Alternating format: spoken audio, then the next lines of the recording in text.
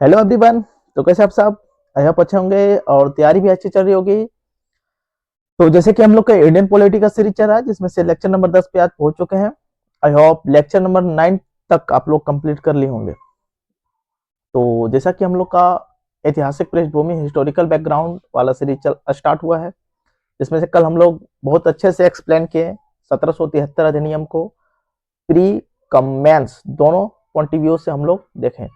तो आज आगे हम लोग देखने का प्रयास करते हैं 1881, 86, 93 और 13 और जो आगे है 33 सबको कवर करने का प्रयास करते हैं।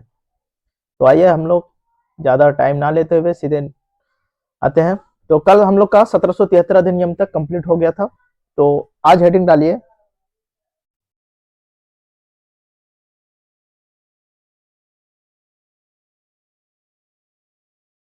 1781 का संशोधन अधिनियम क्या है?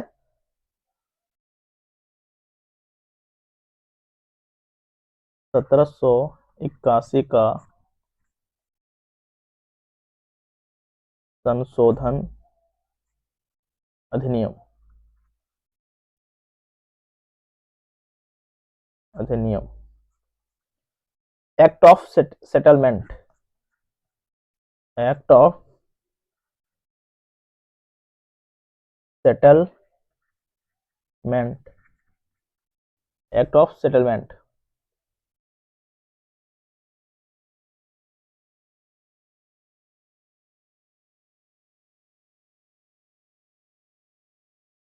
आइए इसे नोट करते हैं हम लोग। इसे क्यों लाया गया था? तो 1773 अधिनियम में जो कमियां थी उसे दूर करने के लिए 1773 एक्ट की कमियों को दूर करने हेतु लाया। इसे बंदोबस्त अधिनियम भी कहते हैं।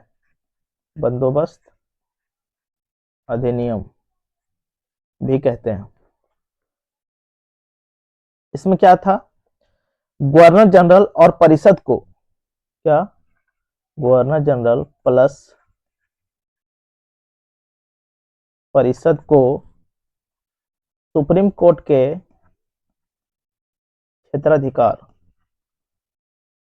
क्षेत्राधिकार से बाहर कर दिया, बाहर कर दिया। यानी कि गवर्नर जनरल और परिषद जो है सुप्रीम कोर्ट, मतलब सुप्रीम कोर्ट इन लोगों के बीच दखल अंदाजी नहीं करेंगे, दोनों को सेपरेट कर दिया।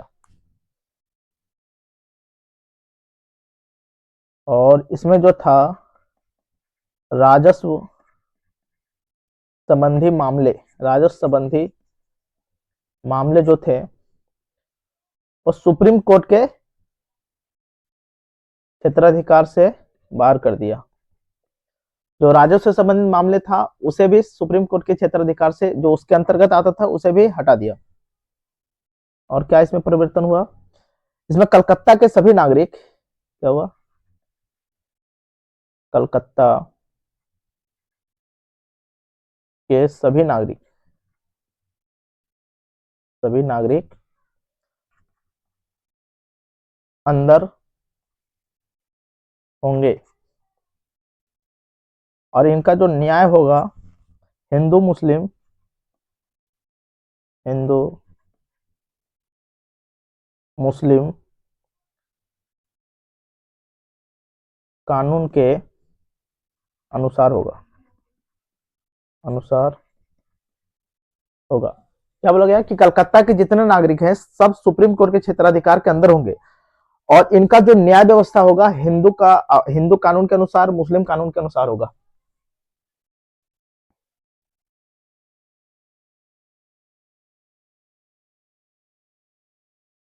नेक्स्ट पॉइंट बोला गया कि प्रांतीय न्यायालयों की जो अपील थी, क्या, प्रांतीय न्यायालयों प्रांतीय न्यायालयों की appeal governor general in council, यानी कि गवर्नर जनरल के परिषद के पास दायर होगी, सुप्रीम कोर्ट के पास नहीं। प्रांतीय न्यायालय, जो क्षेत्रीय न्यायालय था, उसके जो अपील होगा वो गवर्नर जनरल के जो कार्य सदस्य थे परिषद, उसके पास दायर होगा, ना कि सुप्रीम कोर्ट में जाएगा सीधे। और नेक्स्ट पॉइंट इसमें डालते हैं, गवर्नर जनरल प्रांतीय न्यायालयों तथा सदनों के लिए नियम बना सकती है। क्या? गवर्नर जनरल प्रांतीय न्यायालयों तथा सदनों के लिए नियम बना सकती है,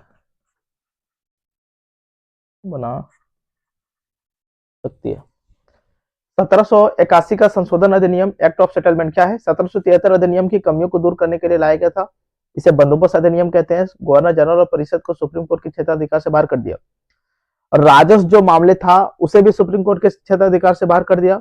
और कलकत्ता के जितने नागरिक है वो सुप्रीम कोर्ट के अधिकार क्षेत्राधिकार के अंदर होंगे, और उनका जो न्याय व्यवस्था होगा वो हिंदू कानून के अनुसार और मुस्लिम कानून के अनुसार होगा। प्रांतीय न्यायालयों की जो अपील होगी वो गवर्नर जनरल के परिषद के पास होगा, ना कि सुप्रीम कोर्ट के पास सीधे। गवर्नर जनरल के जो प्रांतीय न्यायालय है तथा सदनों के लिए नियम बना सकती है। गवर्नर जनरल प्रांतीय न्यायालयों और सदन के लिए नियम बना सकती है। तो आगे हम लोग देखते हैं पिट्स इंडिया एक्ट 1784। क्या है? Pitt's India act 1784।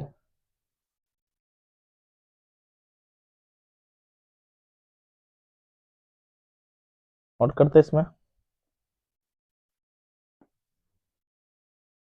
क्या है। ये जो पिट्स था, ब्रिटेन के जो पीएम था विलियम पिट्स के नाम पर पिट्स इंडिया एक्ट रखा गया था। ब्रिटिश पीएम विलियम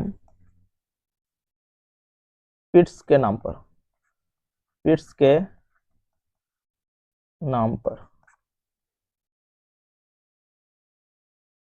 इसमें जो इस टाइम जो गवर्नर जनरल था वो लॉर्ड वायरेन हेस्टिंग था। कौन?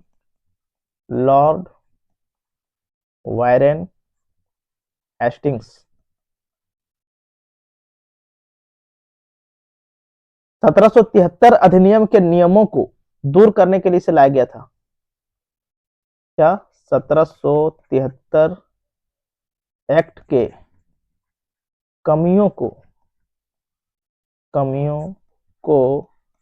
दूर करने हेतु लाया गया था। दूर करने हेतु लाया।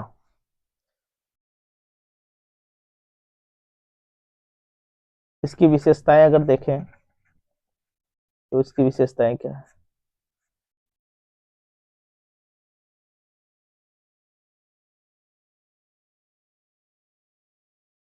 इसमें पहले जो मेन इंपॉर्टेंट पॉइंट है कि कंपनी के जो राजनीतिक और वाणिज्यिक कार्यों था उसे अलग किया। कंपनी की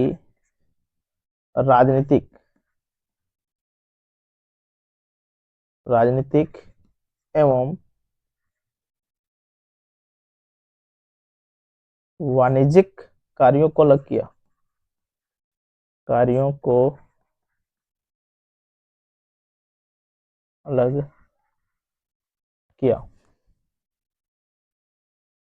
क्या हुआ? कंपनी का द्वैध शासन। क्या है? कंपनी का द्वैध शासन, ड्वेल रूल ऑफ कंपनीज। क्या किया? कंपनी की जो राजनीतिक काम था उसे अलग कर दिया और व्यापारिक जो काम था उसे अलग कर दिया। कैसे? इसे देखते हैं डायग्राम के साथ।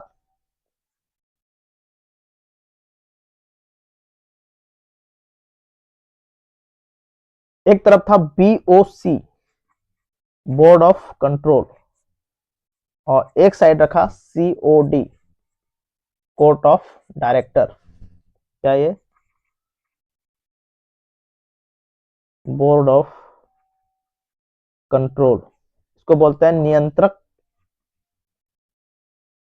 नियंत्रण बोर्ड, कंट्रोल करेगा ये है कोर्ट ऑफ डायरेक्टर्स, डायरेक्टर्स, इसको बोलते हैं निदेशक, निदेशक मंडल।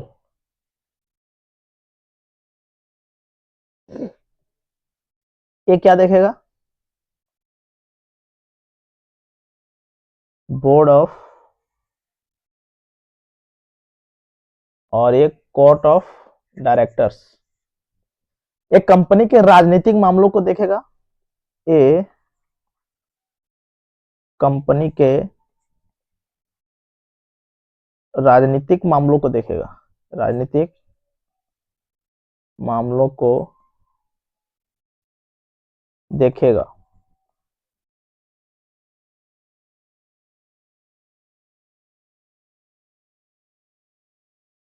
इसमें टोटल 6 सदस्य हैं।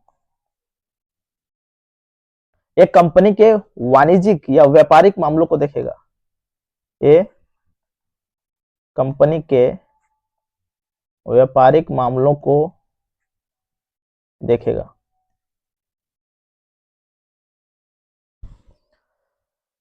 तो देख लिया 1784 का पिट्स।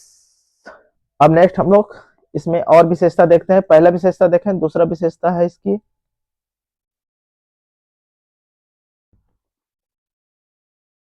कि दूसरी विशेषता है भारत में कंपनी द्वारा, भारत में कंपनी द्वारा अधिपत्य क्षेत्र, भारत में जो कंपनी द्वारा अधिपत्य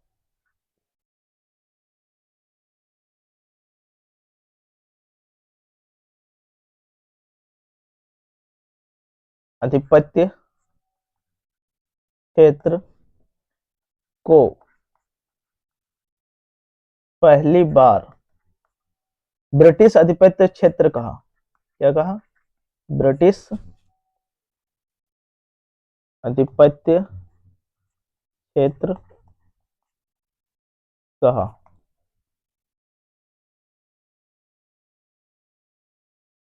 इसमें एक और बदलाव हुआ, गवर्नर जनरल के जो परिषद थी, परिषद के संख्या कितना था? 4 से घटाकर 3 किया, 4 से घटा करके 3 किया। चौथा इसमें लिख सकते हैं कि देशी राजाओं से युद्ध और संधि करने से पहले ब्रिटिश संसद की अनुमति लेना पड़ेगा। यानी कि यदि देशी राजाओं से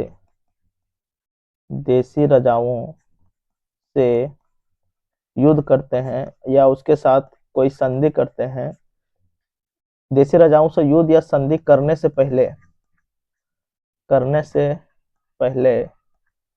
ब्रिटिश संसद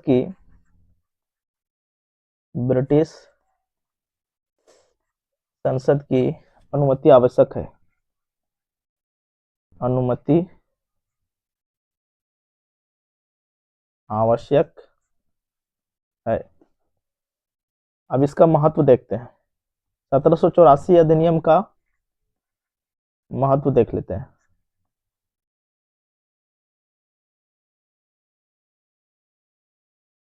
पहला पॉइंट, ब्रिटिश सरकार कंपनी के प्रशासन पर नियंत्रण की। क्या हुआ? ब्रिटिश सरकार कंपनी के, किसके? कंपनी के प्रशासन पर नियंत्रण की। दूसरा देख सकते हैं इसमें शक्ति का विभाजन हुआ। इसमें शक्ति का विभाजन कैसे? Board of control and court of director के बीच शक्तियों का, एक को राजनीतिक मामला सौंप दिया गया और एक को वाणिज्यिक मामला सौंप दिया गया। ये जो था प्रत्यक्ष नियंत्रण था, यहाँ पे प्रत्यक्ष नियंत्रण स्थापित किया डायरेक्ट कंपनी पर। तो इसमें कुछ कमियां भी होगा, तो कमियों को भी देखते हैं, क्या कमियां रह गई इसमें।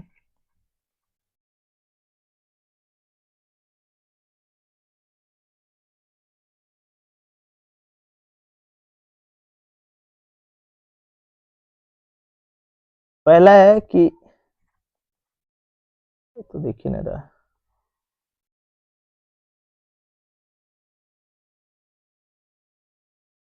पहला कमियां है कि दोहरा शासन प्रणाली थी, दोहरी शासन प्रणाली, दोहरी शासन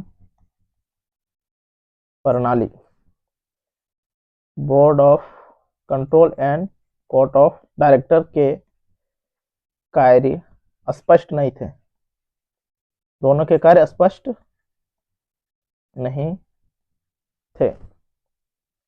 यहां पर भी भ्रष्टाचार जारी था, भ्रष्टाचार जारी रहा। गवर्नर जनरल की शक्तियों में वृद्धि हुई, शक्तियों में वृद्धि, क्योंकि एक ही व्यक्ति को शक्ति देने से वो मनमानापन अपना ही देता है। और परिषद की संख्या कम हुई, परिषद की संख्या, गवर्नर जनरल का जो परिषद था कितना था, उसमें संख्या 4 था, उसे घटा करके 3 कर दिया, परिषद की संख्या कम हुई। यहाँ पे जो था प्रशासनिक अस्पष्टता था,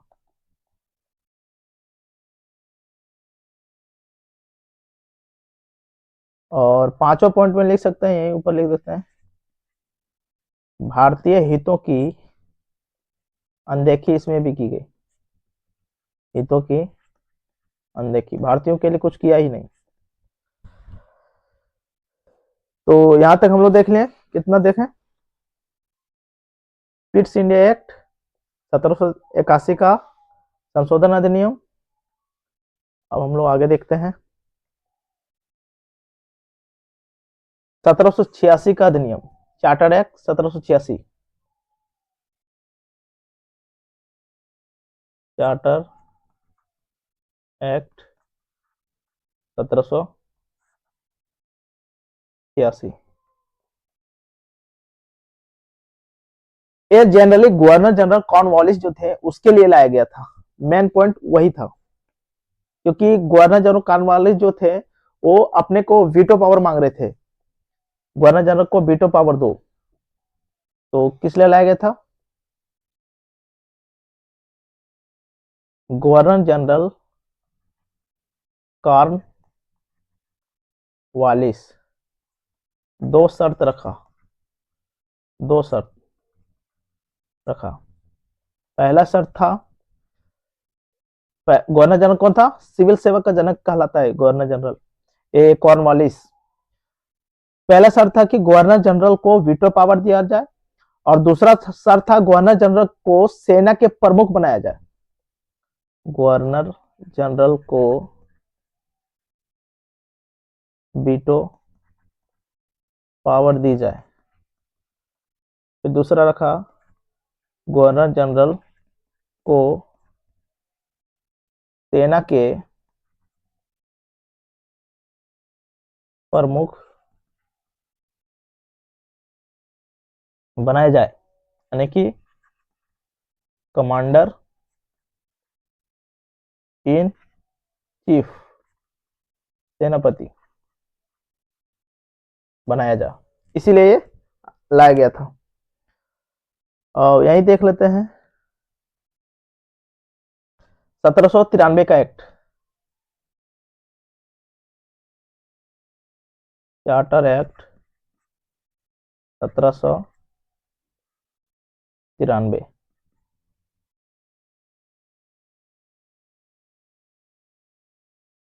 पहला पॉइंट इसमें डालते हैं कि कंपनी का जो व्यापारिक एकाधिकार था पहले कितना था, 15 साल, उसे बढ़ा करके आप 20 साल कर दिया।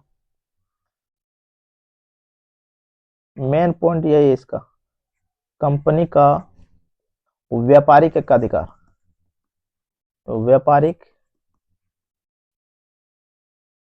एकाधिकार 20 साल हेतु बढ़ाया। पहले कितना था, 15 साल के लिए था, 15 साल के लिए था। और जो इसमें बोर्ड ऑफ कंट्रोल के जो 6 सदस्य थे, 6 सदस्य का जो वेतन था, का वेतन भारत से दिया जा रहा था। भारत से क्या हो रहा था, धन का बहिर्गमन होने लगा, धन का बहिर्गमन। जो बोर्ड ऑफ कंट्रोल के 6 सदस्य थे, उसका वेतन जो दिया जा रहा था वो भारत से दिया जाने लगा।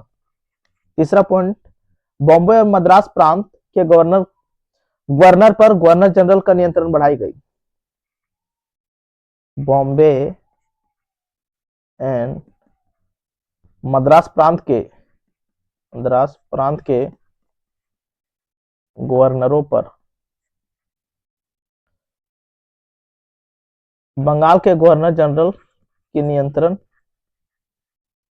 बढ़ी।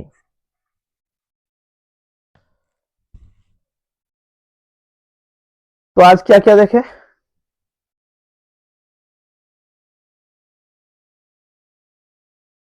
आज 1781 का संशोधन अधिनियम जिसे एक्ट ऑफ सेटलमेंट कहते हैं, ये देख लिए। फिर पिट्स इंडिया एक्ट देख लिए, और 1786 का चार्टर्ड एक्ट और 1793 का चार्टर्ड एक्ट। तो आज के लिए इतना ही रखते, फिर आते हैं नेक्स्ट टॉपिक के साथ। और ठीक है, फिर आज के लिए इतना ही। Thank you for watching. जय हिंद, जय भारत।